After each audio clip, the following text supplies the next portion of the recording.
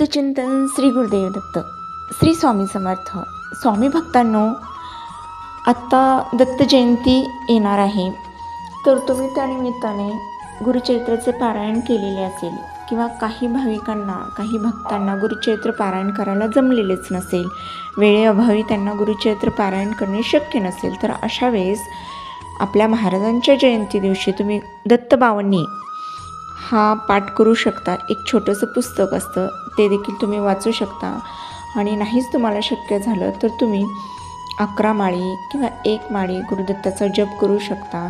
ओम श्री गुरुदत्तात्रेय श्रीपाद श्री वल्लभाय नमः किंवा दिगंबरा दिगंबरा श्रीपाद वल्लभ दिगंबरा हा जप तुम्ही अवश्य करा. त्या दिवशी चालता बोलता नामस्मरण करा. आणि तुम्हाला एक छोटी सेवा करायची आहे की तुमच्या आजूबाजूला जर गुरुदत्ताचं मंदिर असेल आणि नसेल तर स्वामींचं मंदिर असेल, तर तेथे तुम्ही जा आणि तुम्हाला जेवढं शक्य आहे तितकं एक केळीचा प्रसाद आपल्याला गुरुदत्तांना अर्पण करायचा आहे, दाखवायचा आहे. 5, 11 काही तुम्हाला जितकं शक्य असेल तेवढं तुम्ही ते केळी घेऊन जा आणि गुरुदत्ताच्या मंदिरात द्या.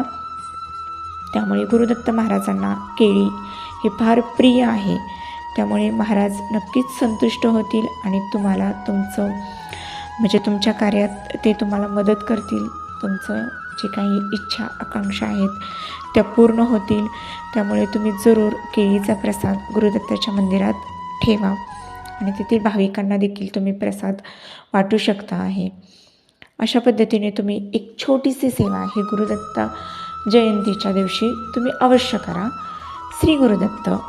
लाईक, शेअर आणि सबस्क्राईब करायला विसरू नका. श्रीराम समर्थ.